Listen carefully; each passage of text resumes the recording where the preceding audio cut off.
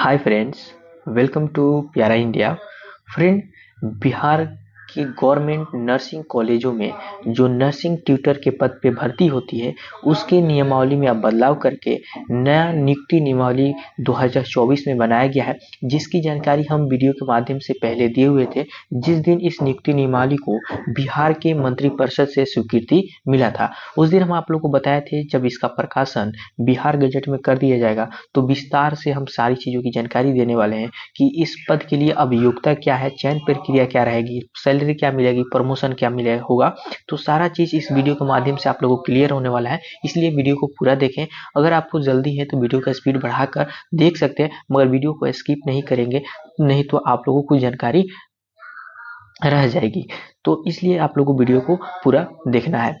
अब एक और नियुक्ति नियमावली इस नर्सिंग ट्यूटर के साथ स्टाफ नर्स की नियुक्ति नियमावली को भी स्वीकृति मिला गया था, उसमें भी संशोधन करके नया नियमावली बनाया गया है, जिसके बारे में हम वीडियो पूरा डिटेल से बना चुके हैं। अगर आप उस वीडियो को नहीं देखे हैं तो जाकर आप लोग देख सकते हैं। अगर आपको स्टाफ नर्स के रूप में हॉस्पिटल में काम करना है तो वीडियो आप लोग के लिए हेल्पफुल होने वाला है। इस वीडियो में नर्सिंग ट्यूटर की बात होगा, और नर्सिंग ट्यूटर का पद जो है बहुत ही अच्छा है। इसमें सैलरी भी अच्छी मिलने वाली है आप लोग को, और काम भी, वर्कलोड भी बहुत कम होता है। आपको सिर्फ दिन में काम करना होता है, हॉस्पिटल की तरह आपको शिफ्ट वाइज काम नहीं करना पड़ेगा, वर्कलोड भी बहुत कम रहेगा।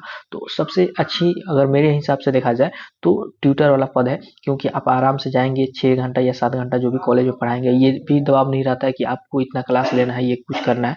और ऊपर से भी सरकार की तरफ से ये नहीं होता है अटेंडेंस के लिए। जैसे अभी हाल ही में बीपीएससी के द्वारा जो लोग टीचर बन रहे हैं उन लोग का वर्कलोड भी ज़्यादा है, उसके बाद टाइमिंग पे स्कूल पहुँचना है, टाइमिंग पर लौटना है, अटेंडेंस ऑनलाइन बनाना है। तो वो सारी चीज़ें यहाँ पे नर्सिंग ट्यूटर में नहीं है, तो और सैलरी भी उससे बहुत ज़्यादा है।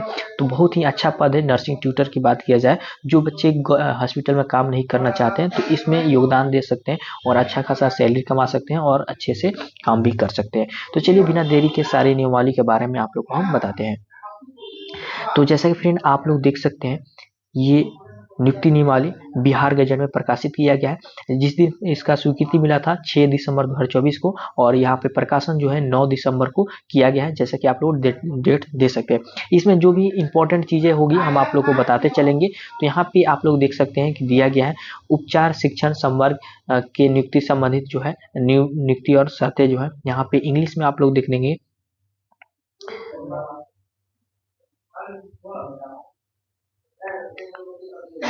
तो यहाँ पे आप लोग इंग्लिश में देखेंगे Bihar nursing teacher cadre rules 2024। ठीक है, तो यहाँ पे इसी से संबंधित है, इसलिए आप लोग को हम इंग्लिश में दिखा दिया, जिससे आप लोग को पता चल जाएगा कि हाँ, जो भी बातें यहाँ बताई जा रही है रियल बताई जा रही है। अब यहाँ पे कुछ कुछ सरकार का मतलब, विभाग के मतलब क्या होगा, ये सारा चीज़ दिया गया। मेन यहाँ पे आप लोगों को ध्यान रखना है आयोग। आयोग जो होगा आप लोग का बिहार तकनीकी सेवा आयोग होगा, और यही आप लोग का जितना चयन प्रक्रिया है सारा चीज़ कराने का काम करेगा। ठीक, अब मेन पॉइंट आता है कि कौन से बच्चे जो है अब एलिजिबल होंगे फॉर्म को फिलअप करने के लिए, अगर नर्सिंग ट्यूटर के पद पे बहाली आती है। तो यहाँ पे देखेंगे ध्यान से, सबसे न्यूनतम शैक्षणिक योग्यता में कहा गया है कि आपके पास एमएससी नर्सिंग होना चाहिए, देख सकते हैं एमएससी नर्सिंग, अथवा बीएससी नर्सिंग या पोस्ट बेसिक नर्सिंग होना चाहिए, या diploma in nursing education and administration.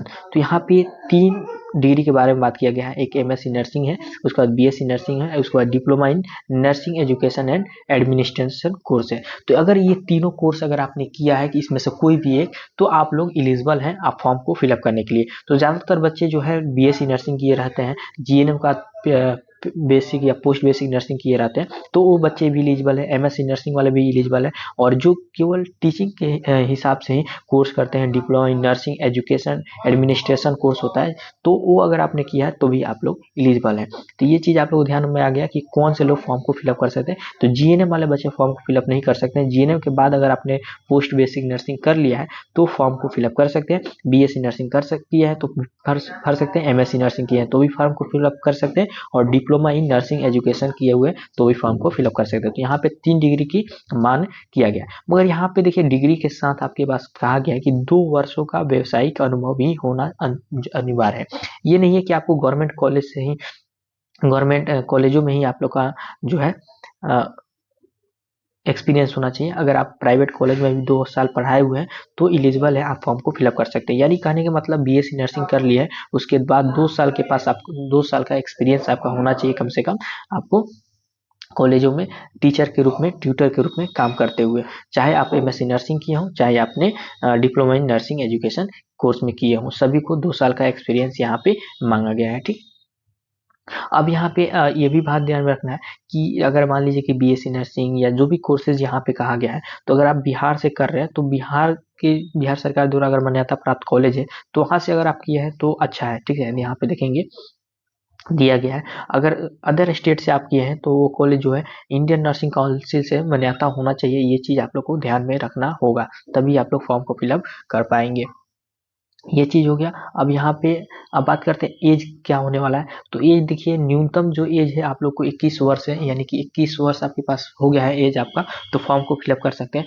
अधिकतम के लिए यहाँ पे कहा गया है कि जो समय समय पे सरकार द्वारा निर्धारित किए जाते हैं अलग अलग कैटेगरी में, वही रहेगा। मगर जनरल में देखेंगे तो जनरल फीमेल के लिए 40 वर्ष रहता है और मेल के लिए 37 वर्ष रहता है। ठीक है, तो इस प्रकार से अगर आपका एज है तो आप फॉर्म को फिलअप कर सकते हैं। अगर अदर कैटेगरी से आते हैं तो इसमें आप लोग को और भी छूट दी जाती है। और एक बात कहा गया है कि जो भी लोग सरकारी या गैर निजी, मतलब गैर निजी में मतलब केंद्र सरकार और नगर पालिका संस्थाओं में अगर आपने संविदा पे काम किया है, शैक्षणिक संस्थानों में, नर्सिंग शैक्षणिक संस्थानों में अगर आपने संविदा पे काम किया है तो आप लोग को एज में भी छूट दिया जाएगा। और इसके साथ साथ आगे हम आप लोग को बताएंगे मार्क्स भी दिए जाएंगे। तो अगर आपने कॉन्ट्रैक्ट बेस पे नर्सिंग कॉलेजों में टीचर के रूप में काम किया है तो यहाँ पे आप लोग को एज में और मार्क्स में भी छूट मिलने वाली है।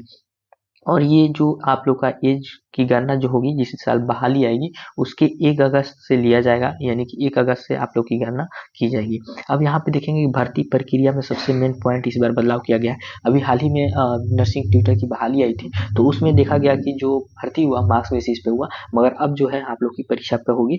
और यहाँ पे देख सकते हैं कि कहा गया कि जो नियुक्ति आएगी उसमें 1 अप्रैल तक की जो भी सीटें खाली होंगी उसको क्लियरेंस करके 30 अप्रैल तक को कोटिवार जो भी सीटें हैं सभी को भेजना होगा, उसी के आधार पर बहाली निकाला जाएगा। और उसके बाद नेक्स्ट पॉइंट जो है आप लोग का चयन प्रक्रिया से लेकर, तो इसमें 2 कैटेगरी से 100 मार्क्स को बांटा गया है। एक 75 नंबर का आप लोग का एग्जाम होगा और 25 नंबर जो है आपके एक्सपीरियंस पर होगा, यानी कि आपने काम किया है संविधा पे। ठीक है, कॉन्ट्रैक्ट बेस पे आपने किया, आउटसोर्सिंग से अगर आपने काम किया होगा तो उसका वैल्यू नहीं है। संविधा पे अगर आपने काम किया है तो आप लोग एलिजिबल है। एक पॉइंट यहाँ पे गैर निजी है, तो बच्चे सोचेंगे कि हम प्राइवेट कॉलेजों में अगर पढ़ाए हुए हैं कॉन्ट्रैक्ट बेस पे तो हमको फायदा मिलने वाला, तो वो फायदा आप लोग को नहीं मिलने वाला, क्योंकि यहाँ पे गैर निजी का मतलब ही देखिएगा पोस्ट में कह दिया गया है केंद्र सरकार, उसके बाद पंचायत, नगर निगम। तो अगर इसमें अगर आपने काम किया है सरकार के द्वारा जो होता है उसमें, तब आप लोग एलिजिबल होंगे। तो ये चीज़ हो गया। अब देखिए जो 75 नंबर का आपका एग्जाम होगा ये कंप्यूटर बेस्ड एग्जाम होने वाला है और ये नेगेटिव मार्किंग भी रहेगा। और इसमें किस तरह के क्वेश्चन पूछे जाएंगे, किस सिलेबस से, तो यहाँ पे पूरा साफ कर दिया गया है कि प्रतियोगिता परीक्षा का प्रश्न जो होगा भारतीय नर्सिंग काउंसिल द्वारा बीएससी नर्सिंग पाठ्यक्रम के आधारित पर होगा। यानी कि बीएससी नर्सिंग का जो सिलेबस है इंडियन नर्सिंग काउंसिल के द्वारा निर्धारित किया गया है, उसी के सिलेबस से आप लोगों को क्वेश्चन पूछा जाएगा। और फर्स्ट ईयर से लेकर 4th ईयर में जितना भी सब्जेक्ट आपको पढ़ने हैं उसके हिसाब से सभी को मिलाकर यहाँ पे आप लोगों को पढ़ना हुआ, उसी में से 75 अंक आपके सवाल पूछे जाएंगे। और जो बच्चे ये पास आउट हो जाएंगे उसके बाद यहाँ पे उन लोग का, जिनके पास सुविधा का होगा उसको नंबर दिया जाएगा। 1 साल के लिए 5 नंबर अधिकतम मिलेंगे और 5 साल के लिए 25 नंबर अधिकतम तक मिलेंगे। इससे ज़्यादा आपके पास एक्सपीरियंस भी होगा तो नंबर नहीं मिलेगा, 25 ही नंबर तक आप लोग को मिलने का संभावना रहेगा। अब मान लीजिए कुछ बच्चे होते हैं जिन्होंने 1 साल पूरा काम नहीं किया है, तो उनके लिए क्या होता है कि जो दिन जितने दिन में काम किया है उसमें 0.5 से सॉरी 5 से गुना कर दिया जाएगा और 5 से गुना करने के बाद 365 से भाग दे दिया जाएगा, जो आएगा वही उनका मार्क्स होगा। तो इस प्रकार से यहाँ पे होने वाला है। उसके बाद देखिए जो आपका एग्जाम में मार्क्स आएगा उसको परसेंटेज में जारी किया जाएगा, फिर परसेंटेज में करके उसमें 0.75 से गुना करके जो अंक में निर्धारित किया जाएगा। जैसे कि मान लीजिए कि 50% अगर आपने अंक पाया है तो उसमें 0.75 से गुना किया जाएगा तो 37.5 अंक होते हैं। तो इस प्रकार से आप लोग को मार्क्स निर्धारित किया जाएगा। ये चीज़ यहाँ पे दे दिया गया। उसके बाद जब आपका एग्जाम पास कर जाएंगे तो आपका मेधा सूची तैयार किया जाएगा। फिर मेधा सूची के बाद आप लोग को क्या किया जाएगा, डॉक्यूमेंट्स वेरिफिकेशन, मेडिकल जांच, उसके बाद सारा चीज़ होकर आप लोग को फाइनली पोस्टिंग कर दिया जाएगा, नियुक्ति कर दिया। अब देखिए कहाँ पे आप लोग को नियुक्ति की जाएगी, तो यहाँ पे दे दिया गया है। जैसे कि एएनएम नर्सिंग कॉलेज होता है, जीएनएम नर्सिंग कॉलेज हो गया, फिर बीएससी नर्सिंग नर्सिंग कॉलेज हो गए। तो मतलब नर्सिंग कॉलेज में एएनएम, जीएनएम, बीएससी नर्सिंग जो भी कॉलेज है वहाँ पे आप लोग को भर्ती की जाएगी। तो ये अच्छा है, जहाँ भी नर्सिंग कॉलेज है वहाँ पे आप लोग को पोस्टिंग किया जाएगा। उसके बाद यहाँ पे परिवीक्षण अवधि चलेगी, यानी कि आप लोगों का कार्य देखा जाएगा कि आप किस तरह से काम कर रहे हैं। तो उसके लिए 1 साल का समय दिया जाता है।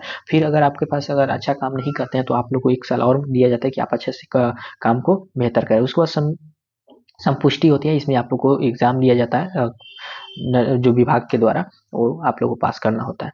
ये चीज़ हो गया। फिर उसके बाद यहाँ पे पदोन्नति भी होता है, यानी कि प्रमोशन भी होता है। जिस प्रकार से आपके पास डिग्री होंगे, एलिजिबिलिटी होगी, उस प्रकार से आप लोग को प्रमोशन भी दिया जाता है। ठीक है, तो यहाँ पे जो भी मेन पॉइंट थे हम आप लोग को बताते हैं कि कोशिश किया है।